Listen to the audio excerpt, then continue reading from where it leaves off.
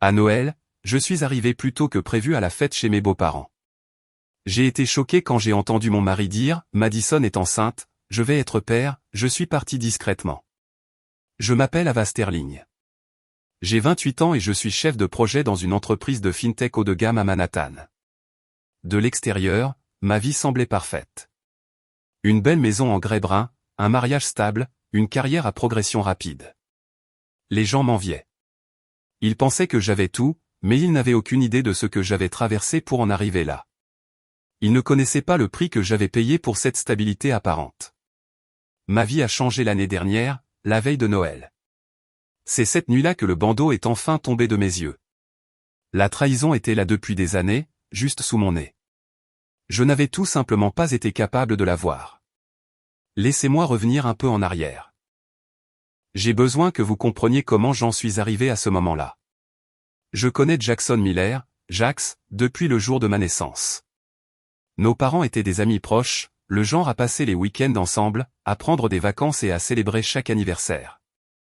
Mes parents étaient les parrains de Jax, et ses parents, Carol et Charles Miller, que j'appelais affectueusement tante Carol et oncle Charles, étaient les miens. C'était le genre d'amitié qui semblait indestructible, construite sur des décennies.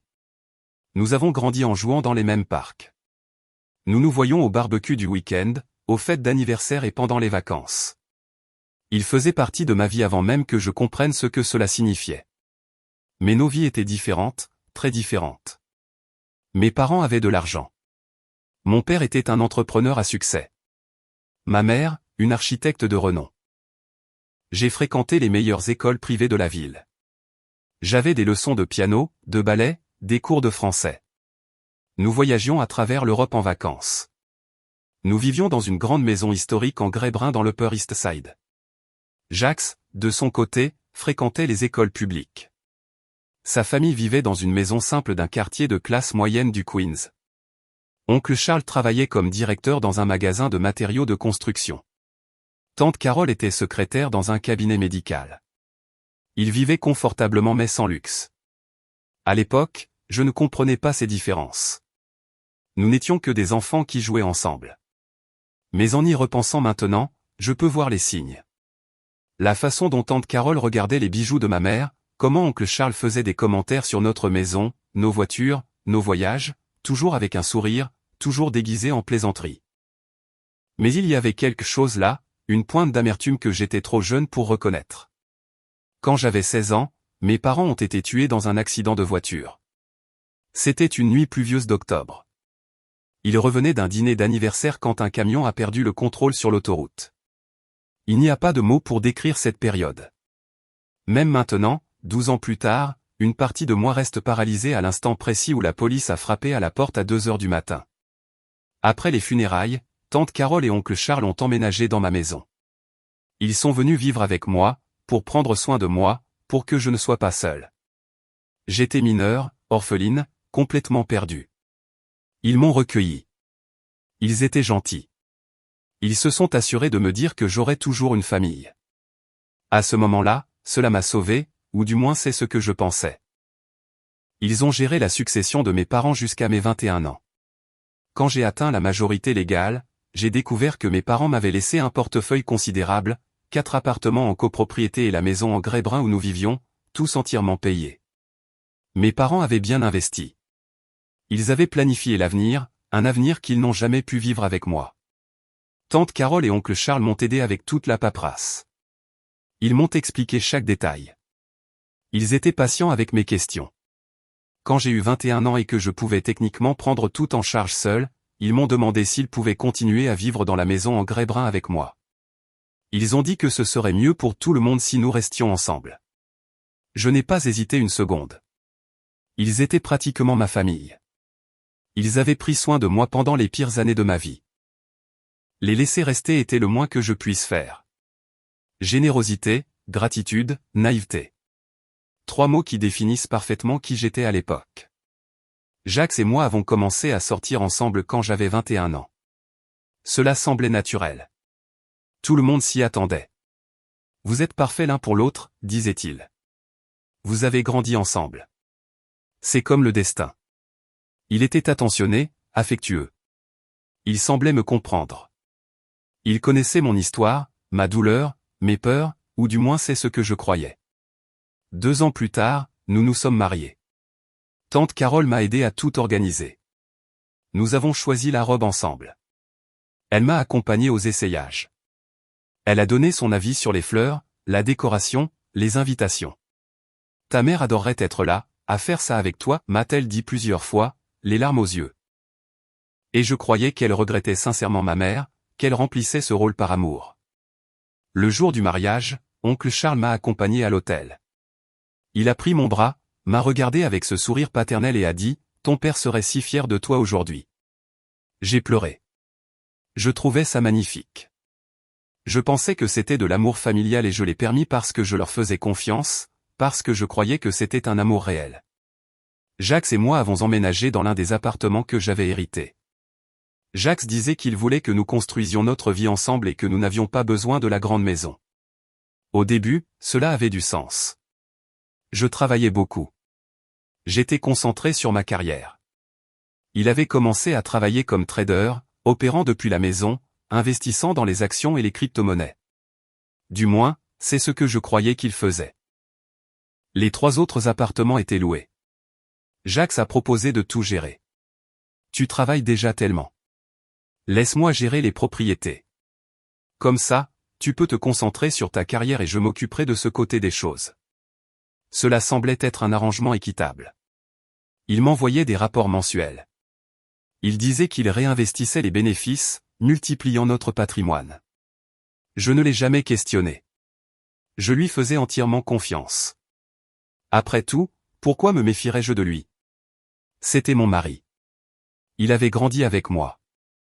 Ses parents étaient mes parrains. Ils vivaient dans ma maison. Nous étions une famille.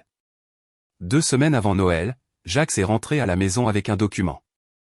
C'était une procuration préparée par un avocat qui travaillait avec sa famille. C'est juste pour faciliter les choses, chérie, expliqua-t-il, souriant de cette manière qui me rassurait toujours. Comme ça, je peux renouveler les contrats de location sans avoir à te déranger au travail, m'occuper des affaires bancaires, des problèmes d'enregistrement de propriété. Tu seras libre de te concentrer uniquement sur ton travail. J'ai pris le document et l'ai parcouru rapidement. Le jargon juridique me donnait toujours mal à la tête. Je le lirai attentivement plus tard, ai-je répondu. J'ai vu quelque chose passer sur son visage. C'était rapide, presque imperceptible. Un serrement de sa mâchoire, une lueur différente dans ses yeux, mais il a rapidement souri à nouveau. Bien sûr, pas de problème. Quand tu auras le temps. J'ai mis la procuration dans un tiroir de bureau et, honnêtement, je l'ai oublié. Le travail était un chaos. L'entreprise avait un projet majeur à clôturer avant la fin de l'année, et je coordonnais toute l'équipe. La fête de Noël de l'entreprise était prévue pour l'après-midi du 24 décembre. Elle commençait à 18h et j'avais convenu avec Jacques que je partirais vers 22h pour me rendre chez ses parents pour le traditionnel dîner du réveillon de Noël en famille. C'était toujours comme ça. Chaque veille de Noël, la maison en grès brun qui avait appartenu à mes parents était remplie de parents de Jacques, d'amis de ses parents, de gens que je connaissais à peine. J'y allais toujours. Je souriais toujours. J'appréciais toujours d'être incluse parce que je croyais encore que j'avais de la chance d'avoir cette famille. Cette nuit-là, la fête de l'entreprise était un peu ennuyeuse. Conversations répétitives, musique trop forte, des gens ivres discutant des résolutions du nouvel an. Vers 20h, j'ai décidé de partir plus tôt et de surprendre Jacques, d'arriver avant l'heure prévue pour aider aux derniers préparatifs. J'ai conduit vers la maison en grès brun, écoutant des chants de Noël à la radio. Il faisait froid avec une légère bruine qui tombait. Les rues étaient décorées de lumières clignotant à chaque fenêtre. Cette atmosphère de bonheur forcé que Noël apporte toujours. Quand je me suis garé devant la maison, j'ai réalisé qu'elle était bondée. Des voitures partout, des lumières allumées dans chaque pièce, de la musique et des rires qui se déversaient dans la rue. La fête battait déjà son plein. Je suis entré par la porte d'entrée sans frapper. J'ai accroché mon manteau dans le vestibule et me suis dirigé vers le salon. Les voix devenaient plus fortes à mesure que j'approchais. Je suppose qu'il y avait environ 20 personnes qui riaient, qui célébraient. Et puis j'ai entendu la voix de Jacques depuis le salon, claire et radieuse. Madison est enceinte. Nous allons avoir un fils. Le monde s'est arrêté. Je suis resté là, dans le couloir, partiellement caché par le mur. Personne ne m'avait vu arriver. De mon angle, je pouvais voir toute la pièce. Jax était au centre, son bras autour de Madison. Madison était une de ses amies du lycée, son ex-petite amie de l'adolescence. Ils étaient sortis ensemble pendant des années avant que Jax et moi commencions. Et elle était là, souriant avec une main sur son ventre, recevant des câlins et des baisers de tout le monde. Tante Carole pleurait de joie.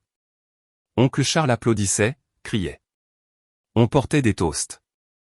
Les amis de la famille les félicitaient, disant des choses sur la beauté du bébé. J'ai senti mes jambes flancher. Je me suis appuyé contre le mur pour ne pas tomber. Quelqu'un dans la foule a crié, « Mais qu'en est-il d'Ava ? Est-ce qu'elle le sait déjà ?» Le silence qui a suivi a duré à peine 3 secondes, mais cela a semblé une éternité. Jax a esquissé un sourire quelque peu forcé. Pas encore. Je dois régler quelques petites choses d'abord. De la paperasse. Mais je lui dirai au bon moment. Alors, personne ici ne dit un mot quand elle arrivera. Tout le monde a ri. Mon cœur battait la chamade. De la paperasse ? Il voulait dire la procuration. Il y eut un murmure de compréhension dans la pièce. Certaines personnes ont échangé des regards entendus. Tante Carole a hoché la tête comme pour approuver la stratégie. Oncle Charles a levé son verre au futur et tout le monde a trinqué. À ce moment-là, tout a commencé à avoir un sens. La façon dont il réagissait, ses regards, ce silence chargé. Tout le monde là-bas savait quelque chose que j'ignorais. Il y avait un secret, un complot. Et cette procuration était la dernière pièce du plan. Mon estomac s'est noué. Ce n'était pas possible. Je devais entendre des choses. Mais tante Carole, ma marraine, a dit haut et fort, enfin, mon fils, après tant d'années, nous allons récupérer ce qui nous revient de droit. Et là, j'ai tout compris. Chaque sourire, chaque geste d'affection, chaque mot de réconfort. Tout avait été un mensonge, un vaste et élaboré mensonge s'étendant sur des années. Ce n'était pas de l'amour. Ça ne l'avait jamais été. C'était une arnaque. Je me suis retourné, j'ai attrapé mon manteau et je suis sorti de la maison en silence, aussi discrètement que j'étais entré. Personne ne m'a vu. Personne n'a remarqué. Je suis monté dans la voiture, j'ai fermé la porte, et c'est seulement à ce moment-là que la pleine réalité m'a frappé. J'ai commencé à pleurer. Pas un pleur mélodramatique de film, mais un sanglot silencieux et douloureux qui me brûlait la poitrine et la gorge. Les larmes coulaient sur mon visage alors que j'essayais de digérer ce que je venais de voir. Mon mariage était une farce. Mon mari avait une maîtresse enceinte. Tante Carole et oncle Charles, mes parrains, étaient impliqués dans un complot pour voler mon héritage. Et tout le monde, absolument tout le monde dans cette pièce, le savait et était complice. Je suis retourné à l'appartement en pilote automatique. Je ne me souviens pas de la route. Je ne me souviens pas de m'être arrêté au feu de circulation. Je me souviens seulement de pleurer et de conduire, de pleurer et de conduire. Quand je suis rentré à la maison, j'ai essuyé mes larmes, je me suis lavé le visage et je me suis regardé dans le miroir. J'ai à peine reconnu la personne qui me fixait. J'avais l'air plus petite, plus fragile, perdue. Mon téléphone a vibré. C'était un message de Jax me demandant où j'étais. J'ai pris une profonde inspiration et j'ai répondu, j'ai décidé de rester à la fête de l'entreprise. C'est plus animé que je ne le pensais. Il a répondu, d'accord, amuse-toi bien. On se voit dans 2 semaines. Nous partons pour Mojito demain matin. Bien sûr, le voyage annuel. Depuis notre mariage, sa famille allait rendre visite à des parents à Hawaï pour Noël et restait jusqu'à la première semaine de janvier. Il savait que le nouvel an était toujours un chaos dans mon entreprise, avec la clôture des projets, les rapports, et chaque année je restais pendant qu'il partait en vacances. Je ne l'ai jamais remis en question. Après tout, c'était leur moment. J'ai juste répondu, d'accord, bon voyage. Il a envoyé un joyeux Noël. Je t'aime avec un emoji cœur. Je n'ai pas répondu. J'ai verrouillé l'écran de mon téléphone et je l'ai jeté sur le canapé. Je me suis assise sur le canapé du salon dans le noir et j'ai laissé la colère monter parce que j'ai réalisé une chose à ce moment-là. Les pleurs étaient terminés. Il n'y avait plus de place pour la douleur, la tristesse ou les larmes. Il n'y avait de place que pour la stratégie. Il pensait que j'étais une idiote, que je serais toujours cette fille orpheline et perdue, reconnaissante d'avoir une famille, faisant confiance éternellement, signant n'importe quel papier, ne remettant jamais rien en question. Ils avaient tort. J'avais grandi. Je suis devenu chef de projet parce que j'étais doué pour planifier, organiser, anticiper les problèmes et créer des solutions. Je coordonnais des équipes, gérais des crises et prenais des décisions difficiles tous les jours. Et à ce moment-là, assise dans l'obscurité de mon salon, j'ai pris la décision la plus importante de ma vie. Il voulait jouer. Nous allions jouer. Mais cette fois, selon mes règles. Je suis resté éveillé toute la nuit. Je n'ai pas dormi. Je suis juste resté assise là, à planifier. D'abord, j'ai fait une liste mentale de tout ce que je savais. Jax me trompait avec son ex, Madison. Madison était enceinte. Toute sa famille et ses amis le savaient et le soutenaient. La procuration était la dernière pièce d'un plan visant à transférer mes biens à sa famille. Je n'avais encore rien signé. Ce dernier point était crucial. J'avais encore le contrôle de tout. J'étais toujours propriétaire de mes biens, de mes comptes. Jax n'avait aucun pouvoir légal sur quoi que ce soit. Tant que je ne signais pas ce document, il ne pouvait rien faire. J'ai passé Noël à planifier, à réfléchir à chaque détail, à chaque mouvement que je devrais faire. J'ai fait des listes mentales, élaboré des stratégies, anticipé les problèmes. C'est ainsi que je travaillais en tant que chef de projet, et c'est ainsi que j'allais gérer cela aussi. Le lendemain, le 26 décembre, je mettrai tout en pratique. Quand le soleil s'est levé, je savais exactement quelle serait ma première étape. À 9 heures du matin, j'ai appelé l'avocat qui s'était occupé des affaires de mes parents. Il m'avait toujours dit que si jamais j'avais besoin de quoi que ce soit, je n'avais qu'à le contacter. Monsieur Harrison, c'est Ava Sterling, la fille de James et Isabel Sterling. J'ai un besoin urgent de vous parler. Il a dû détecter quelque chose dans ma voix car il n'a pas posé de questions. Il a juste dit, venez à mon bureau. Je me suis douché, habillé, j'ai rassemblé tous les documents de propriété que j'avais, la procuration que Jax m'avait donnée, et j'ai conduit jusqu'au centre-ville. Le bureau de Monsieur Harrison se trouvait dans un vieil immeuble en briques du quartier financier. J'avais gravi ces escaliers depuis mon enfance, toujours accompagné de mon père. C'était un endroit qui sentait le vieux papier et le café fort. Il m'a accueilli avec une étreinte. C'était un homme dans la soixantaine, avec des cheveux entièrement blancs et des lunettes de lecture suspendues à son cou. Il avait été l'avocat de mon père pendant plus de 20 ans. Asseyez-vous, Ava. Dites-moi ce qui s'est passé. Je lui ai tout raconté. L'annonce à la fête, la procuration, le soupçon de transfert d'actifs. J'ai parlé sans interruption pendant près de 40 minutes. Il a écouté en silence, prenant des notes, fronçant les sourcils à certains moments. Quand j'ai eu fini, il a enlevé ses lunettes et s'est frotté les yeux. Ava, je dois vous dire quelque chose. Mon cœur s'est emballé.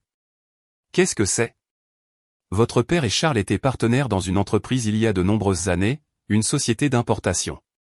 Elle a très bien marché au début, puis elle a connu une période difficile. Charles voulait se retirer et vendre sa part. Votre père l'a racheté à un prix juste. Il a assumé tous les risques. Charles a pris l'argent et est parti. Il a fait une pause, prenant une gorgée de café. 2 ans plus tard, votre père a réussi à redresser la situation. L'entreprise a connu une croissance exponentielle. C'est ainsi que votre famille est devenue riche. Mais je ne pense pas que Charles s'en soit jamais remis. Votre père m'a raconté cette histoire il y a des années. Selon lui, Charles l'avait bien accepté à l'époque. Les familles sont restées amies. Les enfants ont grandi ensemble. Mais maintenant, en voyant ce qui se passe, je crois qu'il y a toujours eu du ressentiment. Charles et Carole ont probablement toujours regardé la vie de votre famille avec amertume. La différence de classe est devenue très évidente au fil des ans, n'est-ce pas? Vous aviez tout et ils luttaient financièrement. Et quand vos parents sont morts, vous étiez une adolescente vulnérable avec un héritage considérable. Pour des personnes rancunières, cela a dû ressembler à une opportunité. Il m'a regardé sérieusement. Avec le recul, avec tout ce que vous m'avez dit, il est clair que cette amitié a toujours eu une base fragile. Le ressentiment lié à la vente de l'entreprise n'a probablement jamais été vraiment surmonté, et vous, Ava, êtes devenue la cible parfaite. J'ai eu l'impression qu'on me jetait un seau d'eau froide. Alors c'était ça. Le ressentiment avait toujours été là, caché, et je ne l'ai jamais vu. Personne ne l'a vu, a-t-il clarifié. Votre père ne se doutait certainement de rien, sinon il aurait pris des précautions. J'ai fermé les yeux. Mes parents n'ont jamais imaginé que cette amitié cachait tant d'envie, tant de cupidité.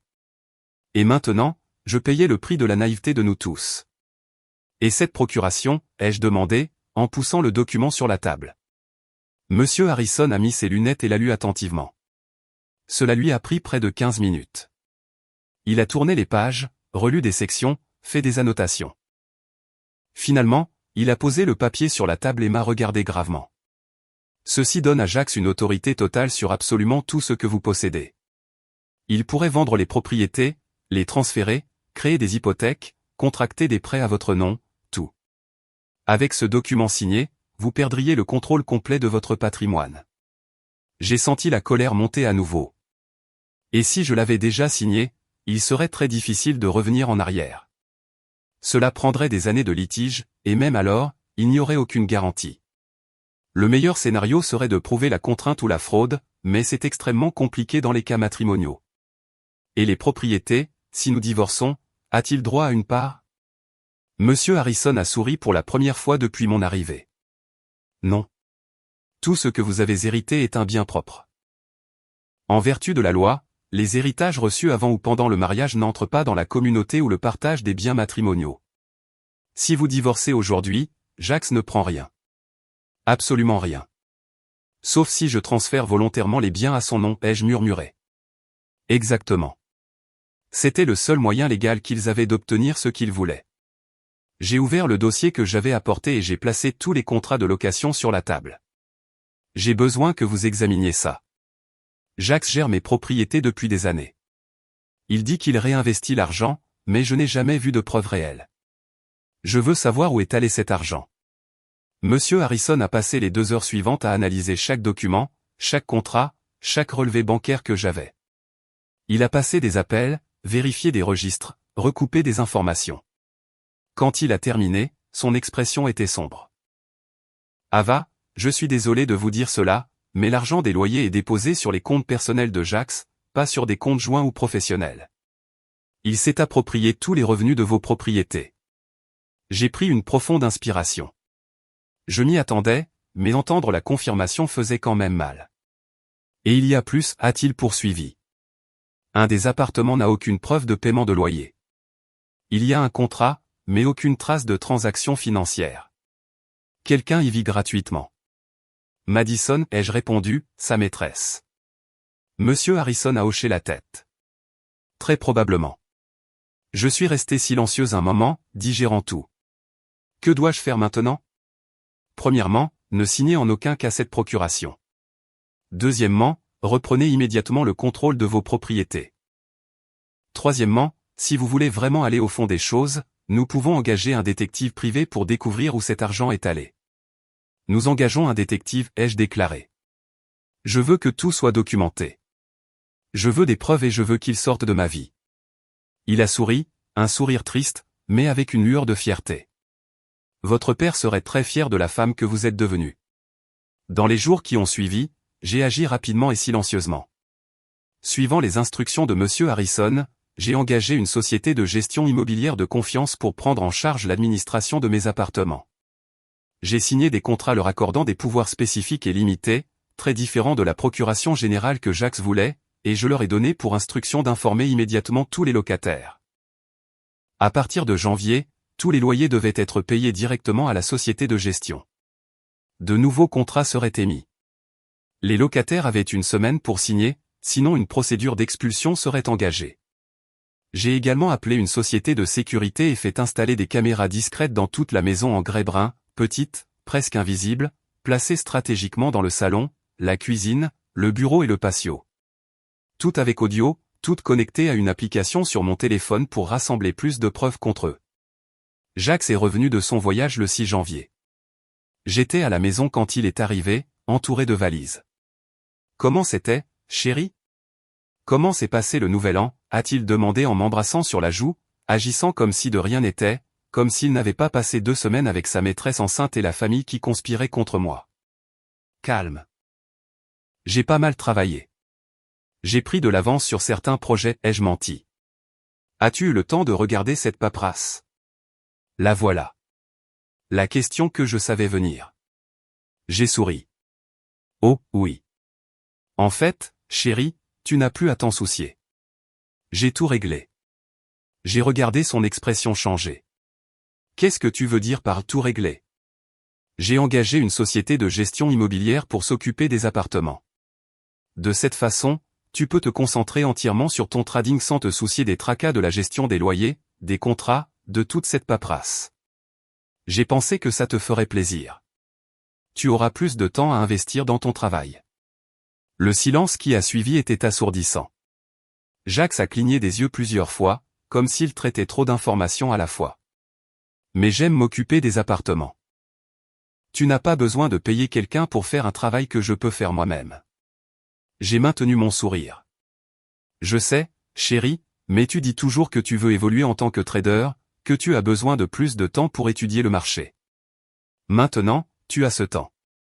L'idée ne t'a pas plu? J'ai vu la panique dans ses yeux. Il a ouvert la bouche, l'a refermée, l'a rouverte.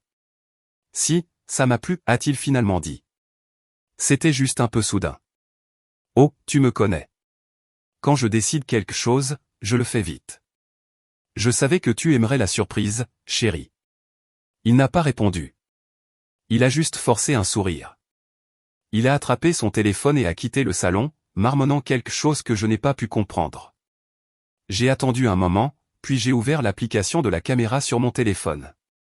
J'ai activé la caméra du patio et j'ai mis mes écouteurs. Il était là, faisant les 100 pas nerveusement, tapant furieusement sur son téléphone.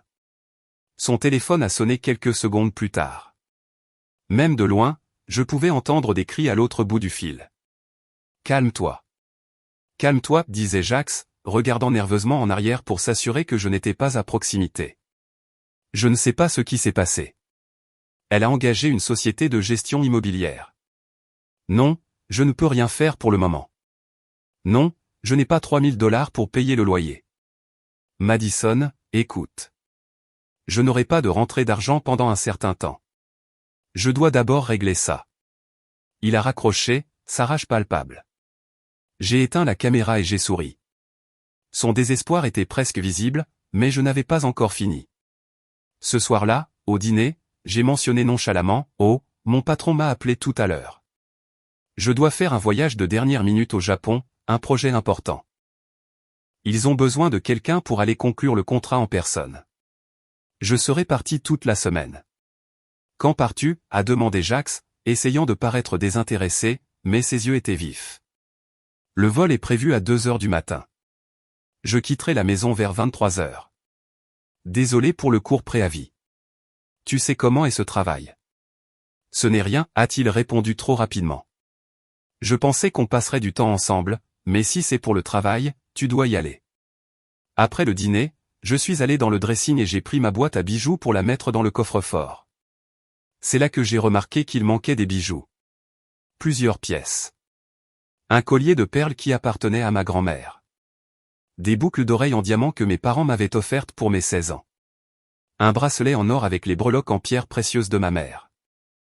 Un collier de saphir que mon père avait offert à ma mère pour un anniversaire. Mon sang n'a fait qu'un tour. Ce n'était pas suffisant de voler mes revenus. Il avait volé les souvenirs de ma famille. Mais je n'avais pas le temps de m'en occuper maintenant.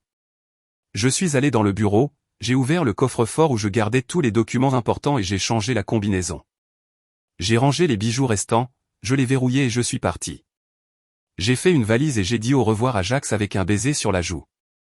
Juste pour le taquiner, j'ai discrètement empoché ses clés de voiture sur la console de l'entrée, je les ai glissées dans mon sac à main et j'ai quitté la maison. Je ne suis pas allé à l'aéroport. J'ai conduit jusqu'à un hôtel du centre-ville. J'ai réservé une suite confortable, je suis monté dans la chambre et j'ai enfin pris une profonde inspiration.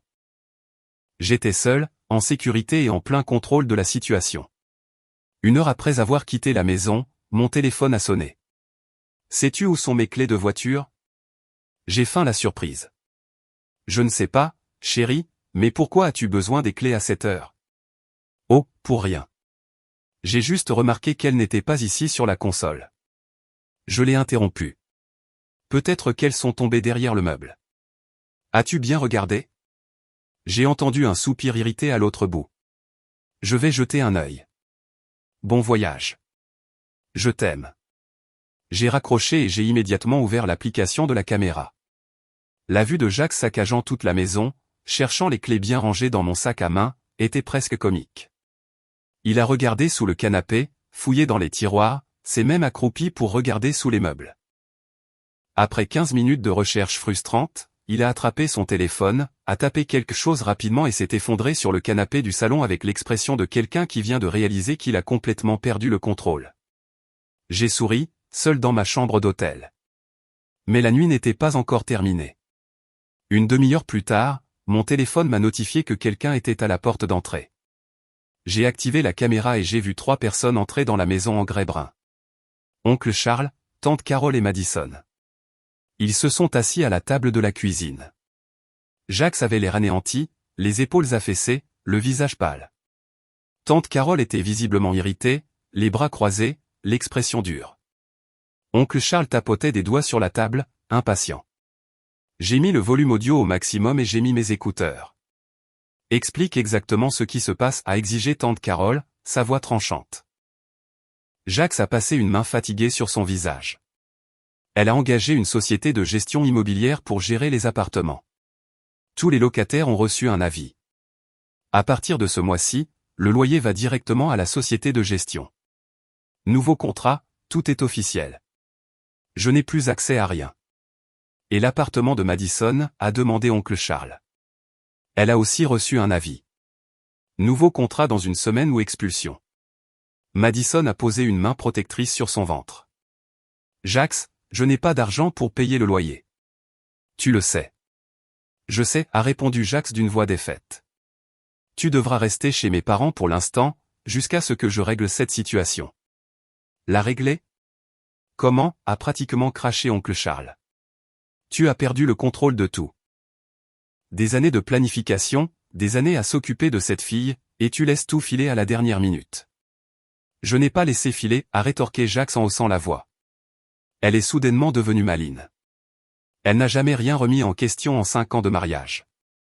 Et du jour au lendemain, elle décide d'engager une société de gestion. Parce que tu l'as pressée avec cette stupide procuration, a crié tante Carole en le pointant du doigt. Tu aurais dû attendre plus longtemps, gagner davantage sa confiance. Plus de confiance? Je la connais depuis sa naissance. Si ce n'est pas assez de confiance, je ne sais pas ce que c'est. Apparemment, ce n'était pas le cas, a marmonné oncle Charles. Il y eut un silence tendu.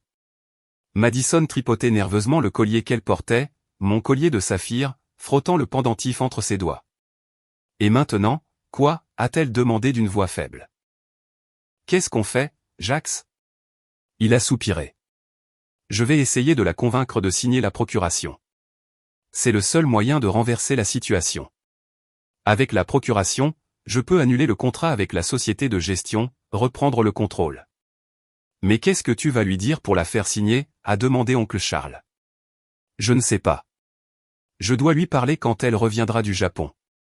Tante Carole s'est penchée en avant, les mains sur la table. Jacques, écoute-moi bien. Nous n'avons pas pris soin de cet enfant toutes ces années pour nous retrouver sans rien. Tu comprends?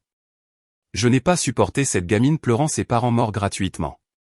Ton père et moi n'avons pas fait un tel sacrifice pour que ça tourne mal. Mon estomac s'est retourné à la façon dont elle parlait de moi, comme si j'étais un fardeau, un investissement qui devait rapporter. Je sais, maman, dit Jacques d'un ton las. Tu sais? Sais-tu vraiment? Oncle Charles a rejoint sa femme. Cette entreprise aurait dû être la nôtre aussi. La moitié de cet argent, la moitié de ces appartements, tout aurait dû nous revenir. Mais son père est devenu avide et a acheté ma part quand l'entreprise allait mal. Il a gardé tous les profits quand elle s'est améliorée, puis il est mort, laissant tout à cette gamine pourri gâtée. Tante Carole s'est agitée sur sa chaise et a continué. Elle a grandi dans les meilleures écoles. Elle a eu tout ce qu'elle voulait. Elle n'a jamais travaillé dur un seul jour de sa vie. Pendant ce temps, nous nous cassions le dos. Ton père dans ce magasin misérable, moi dans cette clinique, les regardant de loin avec cette vie de luxe qui aurait dû être la nôtre aussi. Oncle Charles a hoché la tête. Exactement. C'est pourquoi, quand ils sont morts, c'était notre opportunité, notre chance de corriger cette injustice. S'occuper de la fille, gagner sa confiance, et quand elle a eu 21 ans, être si proche qu'elle nous voyait comme sa famille. Et ça a marché. Elle nous a laissé vivre dans sa maison. Elle t'a fait confiance pour gérer les appartements. Elle t'a épousé. Tout était parfait jusqu'à ce que tu gâches tout, a terminé tante Carole en regardant Jax avec mépris. Je n'ai rien gâché. Jax a frappé la table. Le plan était d'attendre qu'elle signe la procuration, de tout transférer à mon nom, puis de demander le divorce. Fini. Terminé. Chacun reprend sa vie, mais elle ne l'a pas signé. Pas encore, mais elle le fera, a insisté Jax. Comment en es-tu si sûr, a douté oncle Charles. Jax a hésité. Je pense qu'elle le fera. Je trouverai un moyen. Elle me fait confiance. Elle te faisait confiance, a corrigé tante Carole. Après ce coup de la société de gestion, je ne sais pas. Elle semble méfiante. Ils sont restés silencieux quelques instants. Je suis resté dans ma chambre d'hôtel, le cœur battant, enregistrant chaque seconde de cette conversation. Et nous, a demandé Madison. Tu as dit que tu n'avais plus l'argent du loyer. Comment vas-tu subvenir à mes besoins? Subvenir aux besoins du bébé. Jax s'est passé la main dans les cheveux, frustré. Je ne sais pas, Madison. Je ne sais pas. L'argent que j'avais économisé a été utilisé pour le voyage et le reste, je l'ai perdu au jeu. Tu l'as perdu, a presque crié tante Carole. Jax, tu avais promis d'arrêter.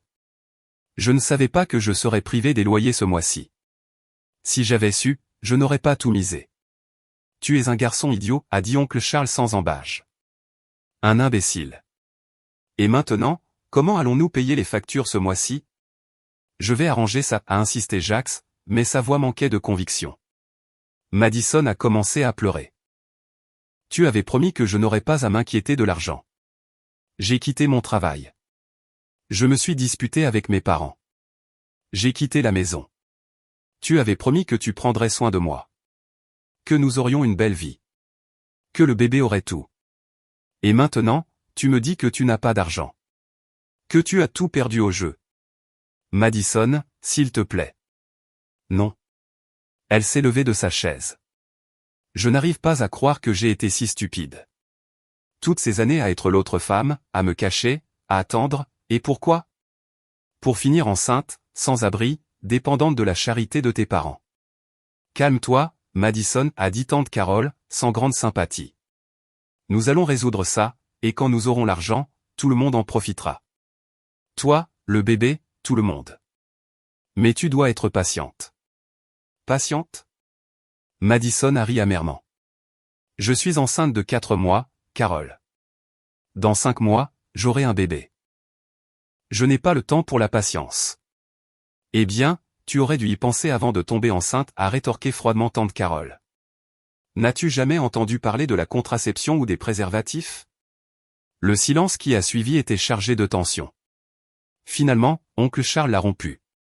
Nous avons besoin d'un nouveau plan. Si Ava ne signe pas la procuration de son plein gré, nous devrons la forcer d'une manière ou d'une autre. La forcer comment? A demandé Jax. Je ne sais pas, chantage, menace, quelque chose qui ne lui laisse pas le choix. Chantage avec quoi? A demandé Madison. Elle n'a rien à cacher. Sa vie est parfaite, propre, respectable. Tout le monde a quelque chose, à marmonner oncle Charles. Il suffit de le trouver. Tante Carole a hoché la tête, pensive. Ou nous créons quelque chose. Plaçons des preuves, quelque chose qui la compromet. Ensuite, nous proposons de régler le problème en échange de la signature. J'ai eu la nausée. Ils envisageaient sérieusement de me piéger pour quelque chose de faux juste pour obtenir ma signature. C'est trop risqué, a dit Jax. Plus risqué que de tout perdre, a contré oncle Charles. Ils ont passé quelques minutes de plus à discuter des possibilités, chacune plus absurde que la précédente. Finalement, ils ont décidé d'y réfléchir et de se revoir dans quelques jours. Quand ils sont enfin partis, il était près de 3 heures du matin. J'ai éteint la caméra, les mains tremblantes. Ce n'était pas seulement une arnaque financière. Ce n'était pas seulement de l'infidélité. C'était un complot s'étendant sur plus d'une décennie. Depuis la mort de mes parents, peut-être même avant, ils avaient tout planifié. Chaque geste d'affection, chaque mot de réconfort, chaque moment en famille, tout avait été calculé, mesuré, exécuté avec précision, et j'avais tout cru. Quand 7 heures du matin sont arrivées, j'ai pris le téléphone et j'ai appelé Monsieur Harrison. Il a répondu à la 3e sonnerie, d'une voix endormie, mais il est devenu alerte quand il a reconnu ma voix. Ava, que s'est-il passé? J'ai tout enregistré. L'aveu complet. Ils ont admis que le mariage était une arnaque depuis le début, qu'ils se sont occupés de moi uniquement pour accéder à l'héritage, et que maintenant ils prévoient de me faire chanter ou de me piéger pour me forcer à signer la procuration. Il y eut un silence à l'autre bout. Êtes-vous en sécurité? Oui, je suis dans un hôtel. Ils ne savent pas où je suis. Envoyez-moi les enregistrements tout de suite et venez à mon bureau cet après-midi. Nous allons mettre un terme à tout cela une bonne fois pour toutes. À 14 heures, j'étais dans le bureau de Monsieur Harrison. Il avait déjà visionné les principaux enregistrements. Son visage était sérieux, sa mâchoire serrée. Ava, c'est bien pire que ce que nous imaginions, a-t-il commencé, ouvrant un dossier épais sur la table. Mais c'est aussi bien mieux pour votre cas. Comment ça? Le détective que j'ai engagé a terminé son enquête. Nous avons des preuves concrètes de tout. Il a tourné son ordinateur portable vers moi.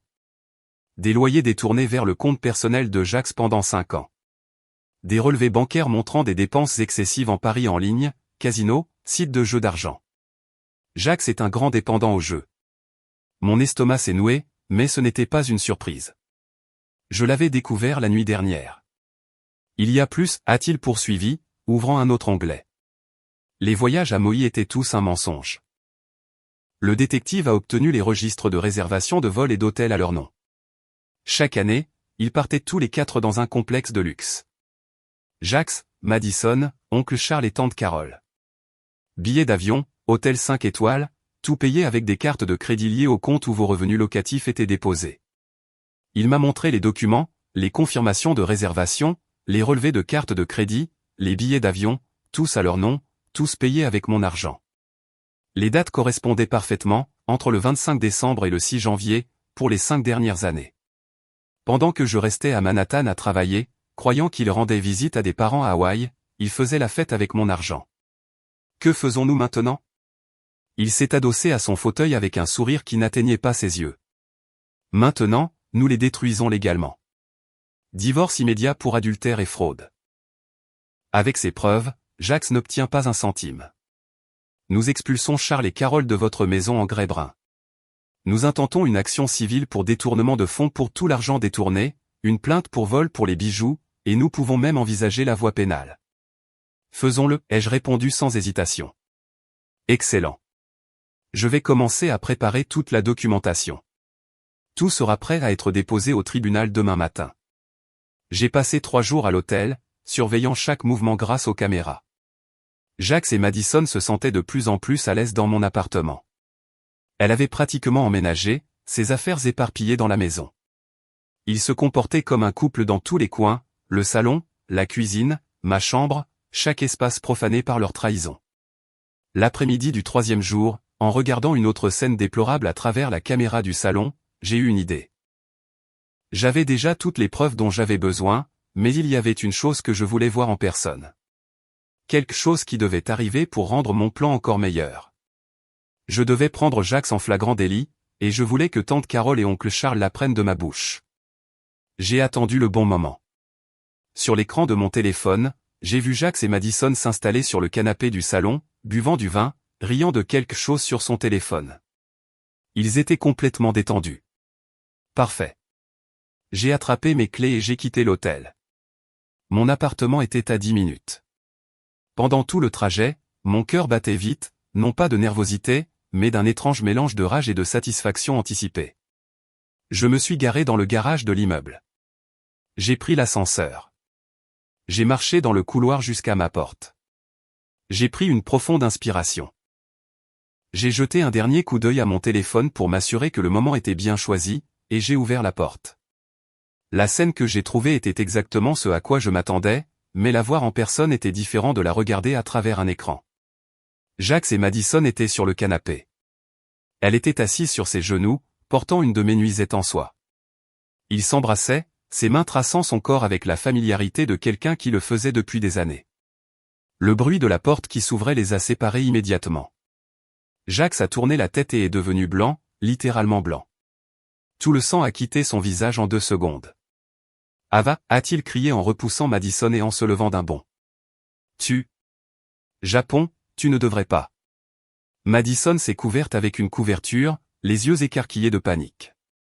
Je suis resté dans l'embrasure de la porte, les observant tous les deux. Je n'ai rien dit. J'ai juste regardé. « Ava, s'il te plaît, laisse-moi t'expliquer. » Jacques a commencé à faire des pas vers moi. « Ce n'est pas ce que tu crois, Madison était. Elle avait besoin d'un endroit où rester. Je veux le divorce, les jeux coupés. » Ma voix est sortie plus ferme et plus calme que je ne l'aurais cru. Il s'est arrêté, clignant des yeux plusieurs fois. « Quoi? Le divorce? Tu m'as trompé dans notre appartement avec ton ex-petite amie. » Bien sûr que je veux le divorce. J'ai vu la panique dans ses yeux être remplacée par quelque chose de plus calculé. Il réfléchissait, analysait, essayait de trouver un angle. « Ava, parlons calmement » a-t-il commencé, changeant de stratégie pour une voix plus douce. « Tu es en colère. Je comprends, mais... il n'y a rien à discuter. Je veux que vous sortiez tous les deux de mon appartement maintenant. » Madison s'est levée, serrant toujours la couverture. « Je suis tellement désolé, Ava. »« Tais-toi » ai-je dit sans la regarder. « Tu ne me dois aucune excuse. Tu ne me dois rien. Sors juste de ma maison. » Jacques a fait un pas en avant. Et pour la première fois, j'ai vu quelque chose de dangereux dans ses yeux, une arrogance qu'il avait toujours cachée. « Eh bien, tu ne pourras pas prouver l'infidélité, » a-t-il dit d'une voix basse mais ferme. « Et même si tu le fais, tu devras me payer une pension alimentaire et me donner la moitié de tes biens, y compris cet appartement. Bonne chance pour le divorce, Ava. » J'ai souri. Je n'ai pas pu m'en empêcher. Un petit sourire sincère. « On verra » ai-je simplement répondu, et je suis parti. J'ai entendu Jacques m'appeler dans le couloir, mais je ne me suis pas retourné. Je suis entré dans l'ascenseur, les portes se sont fermées, et enfin, j'ai laissé le sourire s'élargir. Il pensait vraiment que je n'avais aucune preuve, que j'étais tombé dessus par hasard, que j'étais assez stupide pour ne pas savoir que l'héritage est un bien propre. De retour dans la voiture, j'ai attrapé mon téléphone et j'ai composé le numéro de tante Carole. Elle a répondu à la 2e sonnerie, la voix enjouée. « Ava, ma chérie, comment s'est passé le Japon ?» J'ai laissé ma voix trembler comme si je pleurais. « Tante Carole, je suis rentré plus tôt et j'ai surpris Jacques avec une autre femme. » Silence à l'autre bout.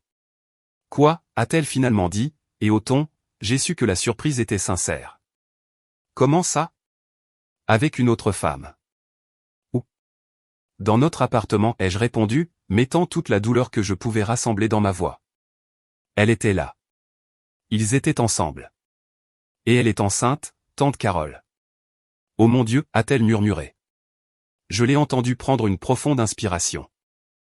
Je ne sais pas quoi faire, ai-je continué, laissant ma voix se briser. Comment a-t-il pu me faire ça ? Ava, chérie, où es-tu ? A demandé tante Carole. Et il y avait quelque chose dans sa voix. De l'inquiétude ou du calcul. Je suis dans la voiture, dans le garage de l'immeuble. Je ne peux pas retourner dans cet appartement. Pas maintenant. Viens ici. Viens à la maison. Nous allons parler. Nous allons arranger ça. Je n'ai pas répondu immédiatement. Je dois appeler un avocat. Je demande le divorce. Ava, tu n'as pas besoin d'être si radical. Parlons-en. Peut-être. Il m'a trompé, tante Carole, les yeux coupés, mettant de la fermeté dans ma voix. Dans notre appartement. Il n'y a aucune conversation qui puisse arranger ça. Tu as raison, a-t-elle dit après un moment. Tu as absolument raison. Laisse-moi faire. Je vais lui parler. Ce garçon va m'entendre. J'ai raccroché et je me suis permis de sourire à nouveau. Maintenant, il ne restait plus qu'à attendre le début du spectacle. Cela n'a pas pris une minute. Grâce à l'application de la caméra, j'ai vu le téléphone de Jacques sonner. Il a regardé l'écran et son visage est devenu encore plus pâle. « C'est ma mère » a-t-il dit à Madison, qui rassemblait ses affaires éparpillées dans l'appartement. Il a répondu et a immédiatement éloigné le téléphone de son oreille. Même à travers la caméra, je pouvais entendre tante Carole crier « Tu es stupide ou tu fais semblant. Comment as-tu pu la laisser te surprendre dans l'appartement avec Madison?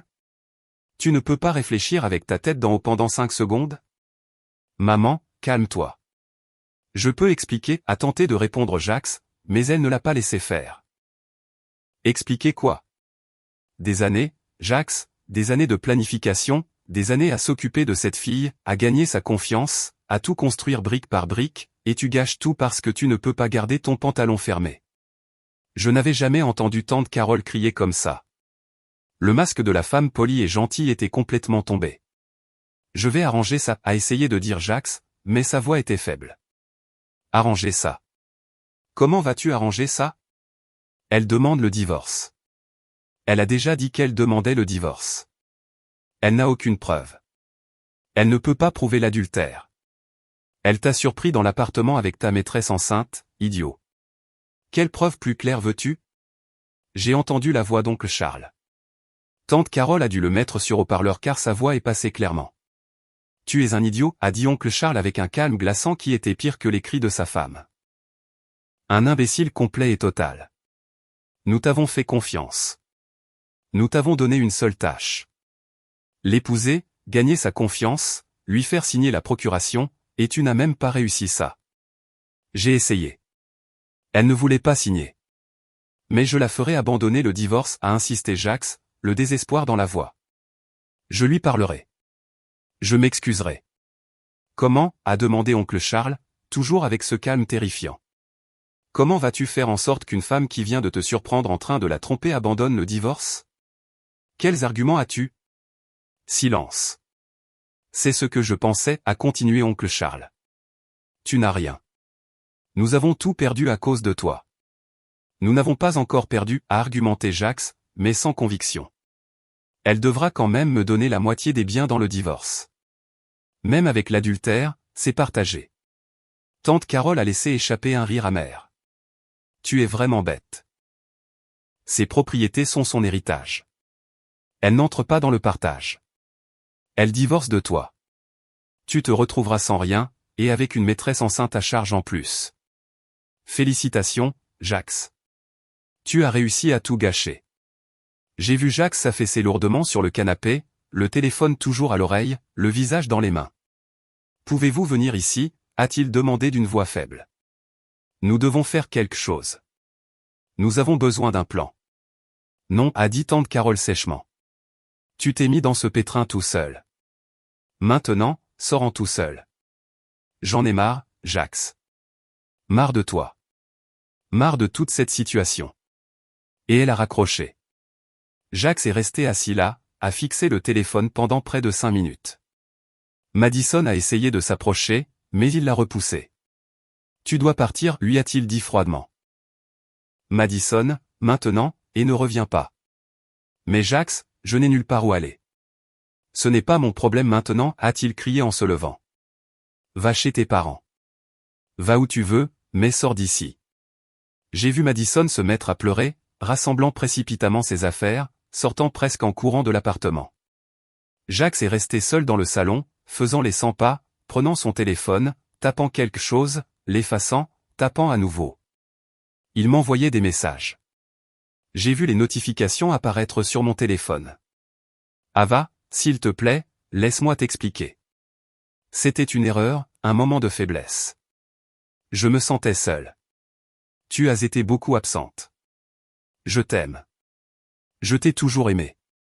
Pouvons-nous arranger ça, s'il te plaît? J'ai effacé tous les messages sans répondre. J'ai éteint les caméras et je me suis adossé au siège de la voiture. Phase terminée. Maintenant, il ne restait plus qu'à attendre demain. Le lendemain matin, je me suis réveillé tôt. J'avais déjà demandé à monsieur Harrison de tout préparer pour la livraison ce jour-là. À 8 heures précises, 2 huissiers de justice se sont séparés. L'un est allé à la maison en grès brun où vivaient oncle Charles et tante Carole. L'autre est allé à mon appartement où se trouvait Jax. J'étais dans le bureau de monsieur Harrison quand mon téléphone a sonné. C'était tante Carole. J'ai répondu. Ava, a-t-elle crié. Il y avait de la panique dans sa voix maintenant. Rien de la rage contenue de la veille. De la panique pure. Qu'est-ce que c'est?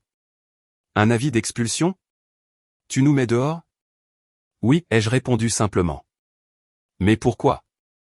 Que avons-nous fait? Essayons de discuter de ça. Ava, s'il te plaît. Tu ne peux pas faire ça. Nous n'avons nulle part où aller. Nous sommes vieux. Nous n'avons pas d'argent pour ça. Ce n'est pas mon problème, les jeux coupés en utilisant les mots exacts que Jax avait utilisés avec Madison la veille. Mais c'est à cause de ce que Jax a fait. Nous n'avons rien à voir avec ça. J'ai failli rire. Rien à voir avec ça? Sérieusement? Bien sûr que non. Nous sommes aussi surpris que toi. Ce garçon idiot. Tante Carole, les jeux interrompus, ma voix devenant glaciale. Je sais tout. Les voyages qui n'étaient pas à Maui, les loyers détournés, le plan que vous aviez depuis la mort de mes parents. Je sais tout. Silence absolu à l'autre bout. Alors, oui, ai-je continué. Vous avez 30 jours pour sortir de ma maison, et je vous suggère d'utiliser ce temps pour trouver un bon avocat parce que vous en aurez besoin. J'ai raccroché avant qu'elle ne puisse répondre. 2 minutes plus tard, mon téléphone a de nouveau sonné. Jax, ai-je répondu. Ava, c'est sérieux, a-t-il demandé. Et il y avait quelque chose de différent dans sa voix. De la peur. Divorce, détournement de fonds, vol. Tu me poursuis en justice? Oui. Mais pourquoi ces accusations? Tu n'as pas de preuve de tout ça, n'est-ce pas? Si, j'en ai. Quelle preuve? Comment? Des caméras de sécurité dans tout l'appartement, Jax, avec audio, installé il y a quelques jours. J'ai l'enregistrement de toi avec Madison. J'ai l'enregistrement de la réunion dans la cuisine où vous avouez tous le plan entier. J'ai des documents prouvant le détournement d'argent, les faux voyages, tout. Silence. Tu nous as enregistrés, a-t-il finalement réussi à dire. Je vous ai enregistré et j'ai tout remis aux forces de l'ordre. Mais c'est illégal. Tu ne peux pas enregistrer les gens sans leur consentement. Si, je peux, dans mon propre appartement avec mes propres caméras de sécurité. C'est parfaitement légal. Je l'ai entendu respirer lourdement à l'autre bout. Combien veux-tu, a-t-il finalement demandé. Combien veux-tu pour tout oublier, pour abandonner les poursuites? 10 000 $? 20 000 $? Combien? Cette fois, j'ai vraiment ri. Jax, penses-tu vraiment que je veux de l'argent? J'ai de l'argent. Ce que je veux, c'est la justice et récupérer mes biens. Tes biens n'ont jamais cessé d'être les tiens. Non. Et les 280 000 $ que tu as détournés des loyers en 5 ans. Et mes bijoux que tu as volés et donnés à ta maîtresse? Et les années de mensonges? Je te rendrai tout, avec intérêt. Laisse juste tomber les poursuites. Non. Tu n'as nulle part où dormir. Comment penses-tu me rendre tout ça avec intérêt? Ava, s'il te plaît. Ça va me détruire. Ça va détruire mes parents. Nous tous. Vous auriez dû y penser avant. Tu fais ça par vengeance parce que je t'ai trompé? Je me suis déjà excusé. Non, Jax. Je fais ça parce que tu as passé plus d'une décennie à planifier une arnaque contre moi. Parce que tu as exploité la mort de mes parents. Tu as exploité ma vulnérabilité, ma confiance. Parce que tu es exactement le genre de personne qui mérite de payer pour ses crimes. Crimes? J'ai juste pris de mauvaises décisions avec notre argent. C'est le risque du métier. Tu as détourné de l'argent. Tu as falsifié des contrats. Tu as volé des bijoux. Tu as commis une fraude. Ce sont des crimes, Jax, et tu en répondras. Je l'ai entendu se mettre à pleurer à l'autre bout. Pas ce pleur manipulateur qu'il utiliserait probablement si nous étions face à face. C'était un pleur de désespoir sincère. S'il te plaît, a-t-il supplié. Je vais tout perdre. Je n'aurai plus rien. Bienvenue au club, ai-je répondu froidement. Tu allais me laisser sans rien aussi. La différence, c'est que j'ai été plus intelligente et que je l'ai découvert avant. Je l'ai entendu déglutir à l'autre bout. Mes parents, a-t-il commencé. Mais sa voix lui a manqué. Mes parents vont me tuer. Ils vont me tuer de laisser ça arriver. Ce n'est pas mon problème. Tu ne comprends pas. Sa voix est devenue désespérée. Ils vont tout me mettre sur le dos. Ils diront que j'ai gâché leur plan, que j'ai été stupide, négligent. Et ne l'as-tu pas été, les jeux coupés. Tu as été stupide et négligent. Tu t'es laissé surprendre avec ta maîtresse. Je ne savais pas que tu reviendrais plus tôt. Je ne parle pas seulement de ce jour-là, Jax. Je parle aussi de la veille de Noël, quand tu as annoncé la grossesse de Madison à toute la salle. Quand tes parents ont parlé de récupérer enfin les propriétés qu'ils croyaient leur être dues. Quand tout le monde a trinqué à l'avenir. Silence absolu à l'autre bout. Tu étais là. Sa voix n'était qu'un fil. Oui. Je suis aussi arrivé plus tôt de la fête de l'entreprise. J'ai tout entendu. J'ai tout vu. Et je suis parti avant que quelqu'un ne s'en aperçoive. Mais tu m'as envoyé un message plus tard en disant que tu étais à la fête de l'entreprise. Parce que j'avais besoin de temps, Jax. De temps pour digérer, de temps pour planifier, de temps pour rassembler des preuves. Tu pensais que je serais éternellement stupide, éternellement reconnaissante, éternellement aveugle. Et je t'ai laissé le croire pendant que je me préparais. Un autre silence, plus long, plus lourd. Alors, depuis Noël, murmura-t-il comme s'il l'assimilait. Tu savais depuis Noël. Le voyage au Japon, les caméras, tout était planifié. Oui. Mais vous vous êtes détruit vous-même. Je m'assure juste que vous en payez les conséquences. Et j'ai raccroché. J'ai regardé Monsieur Harrison, qui avait suivi toute la conversation.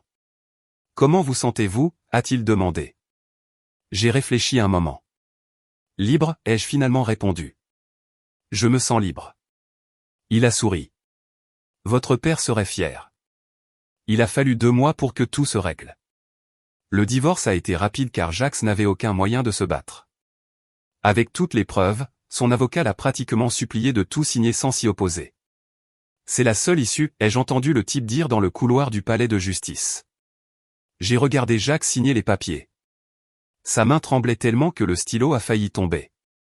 Il n'a pas pu me regarder dans les yeux une seule fois. Je suis parti de là officiellement divorcé.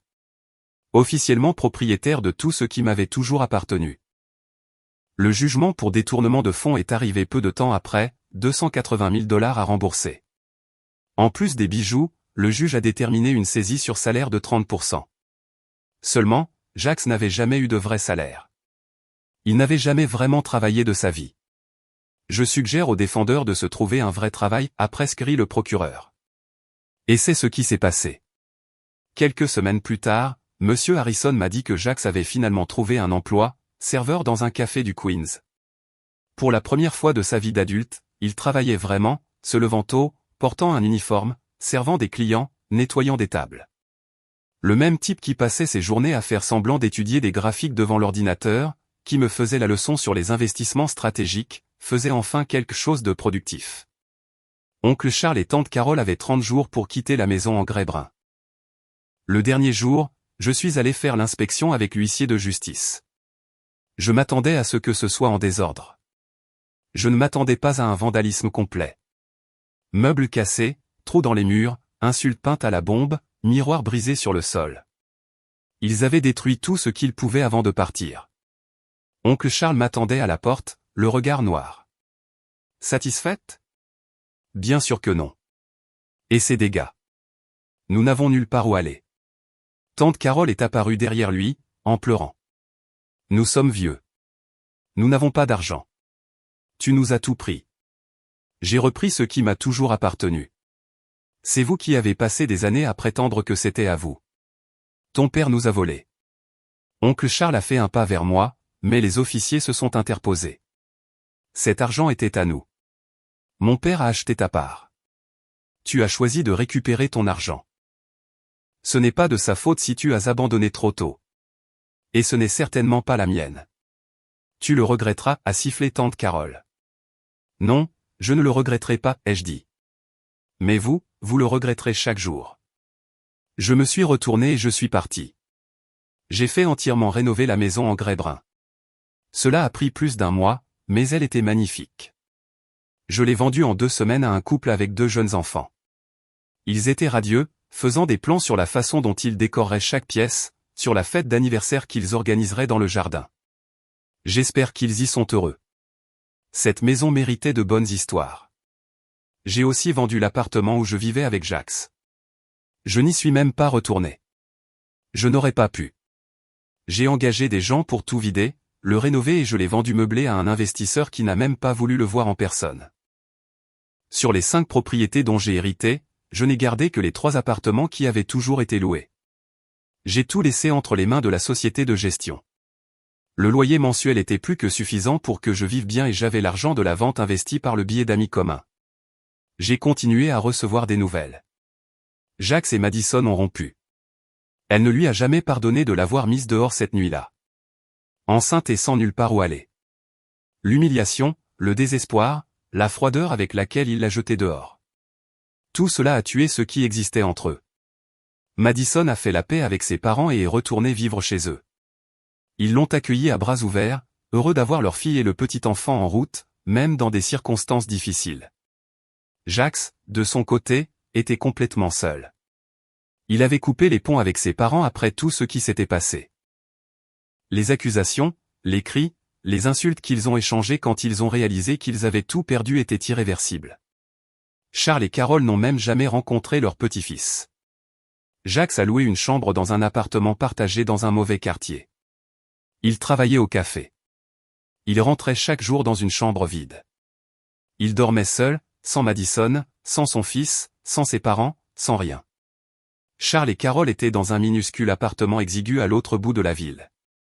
Charles a recommencé à faire des petits boulots dans la construction malgré son âge et son corps meurtri. Carole a trouvé du travail comme secrétaire dans un magasin de fournitures pour animaux de compagnie, gagnant le salaire minimum. La famille qui avait tout planifié si soigneusement s'était brisée, séparée, seule, amère, chacun accusant l'autre du désastre qu'ils avaient créé. 3 mois après le divorce, j'ai fait mes valises et j'ai quitté Manhattan. Je n'avais plus de raison d'y rester. J'ai choisi Denver, au Colorado, parce que c'était assez proche pour ne pas être dramatique, mais assez loin pour être un vrai nouveau départ. J'ai acheté une petite maison de 2 chambres avec un jardin devant. Rien de luxueux, rien d'extravagant. J'ai peint les murs des couleurs que j'aimais. J'ai accroché des photos de mes parents. J'ai planté des roses dans le jardin parce que ma mère aimait les roses et des hortensias parce que mon père disait que c'était les plus belles. Me lever tôt et m'occuper du jardin est devenu ma routine préférée. Arroser, tailler, regarder les choses pousser.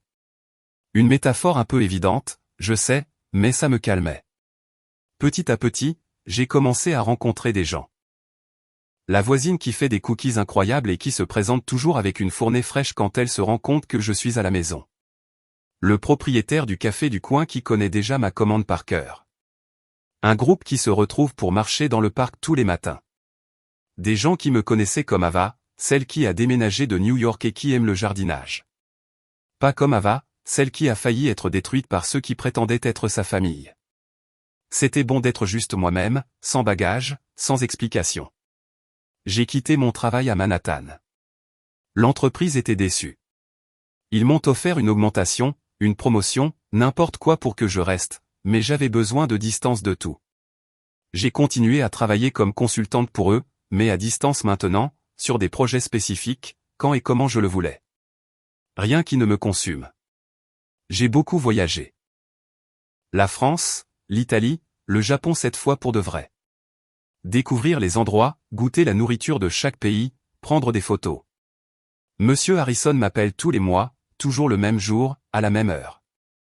Il me raconte des choses idiotes sur son bureau, me demande comment je vais. Parfois, il me met au courant de quelque affaire juridique. Jax a de nouveau tenté de faire appel de la saisie sur salaire, m'a-t-il dit l'autre jour. Le juge a refusé. C'est la 5e fois maintenant. Nourion.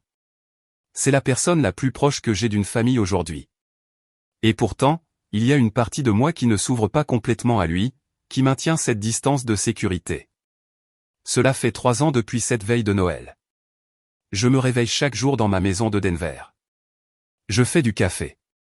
Je m'assois sur le porche en regardant le jardin. Les roses sont magnifiques. Les hortensias aussi. Je n'ai eu de relation sérieuse avec personne pendant ces 3 ans. Je suis sorti avec quelques personnes, j'ai eu des dîners agréables, de bonnes conversations, mais rien n'a dépassé 3 ou 4 rendez-vous. Le mois dernier, un type très gentil, le frère d'un ami du groupe de marche, a essayé de me prendre la main. Nous étions sortis 3 fois. Ça se passait bien. Je me suis retiré sans réfléchir. Pur instinct. Je suis désolé, lui ai-je dit. Je ne suis pas encore prête. Il a été super compréhensif. Pas de pression. On ira à ton rythme. 2 semaines plus tard, il a arrêté d'appeler. Je ne lui en veux pas. Personne ne veut attendre quelqu'un qui ne sera peut-être jamais prêt. Et vous savez, peut-être que je ne le serai jamais. Parce que quand vous passez des années à croire que vous avez une famille, à faire confiance les yeux fermés, et que vous découvrez que tout était un énorme mensonge depuis le premier jour, quelque chose se brise en vous. Maintenant, je regarde tout le monde un peu de travers, cherchant l'arnaque, le mensonge, le motif caché. C'est épuisant. C'est solitaire, mais ça me garde en sécurité. Parfois, je me demande si c'est juste pour moi, pour les gens qui croisent mon chemin, de porter ce traumatisme comme une armure contre tout le monde. Mais ensuite, je me souviens d'avoir fait confiance aveuglément, de n'avoir jamais douté, et du prix que j'ai failli payer. Et alors je pense, d'accord, c'est peut-être solitaire, mais c'est sûr. Et après tout, la sécurité vaut plus cher. Ce que j'ai appris, c'est qu'être seul ne signifie pas être vide. Je me remplis d'autres choses. Les livres que je lis sur le porche, les voyages que je fais, le jardin que je plante, la maison que je décore à mon goût, les amis que j'ai choisi de garder près de moi, même si toujours à cette distance prudente. Ce matin, en prenant mon café sur le porche avec un oiseau qui chantait dans l'arbre du jardin, j'ai réalisé quelque chose. Je suis heureuse. Pas de la manière que j'imaginais quand j'étais plus jeune, sans mari, sans enfant, sans cette vie de couverture de magazine. Mais je suis heureuse à ma manière, à mon propre rythme, selon mes propres termes. Peut-être qu'un jour, je ferai à nouveau confiance à quelqu'un. Peut-être pas. Et ce n'est pas grave si ce jour n'arrive jamais, car le véritable héritage que mes parents, James et Isabelle, m'ont laissé n'était pas l'argent ou les propriétés. C'était la capacité de toujours me relever, peu importe combien de fois on me met à terre. Et personne ne peut me l'enlever. Je finis mon café, je regarde les fleurs, je sens la brise, et je souris, parce qu'aujourd'hui, je choisis de continuer à avancer. Et c'est suffisant.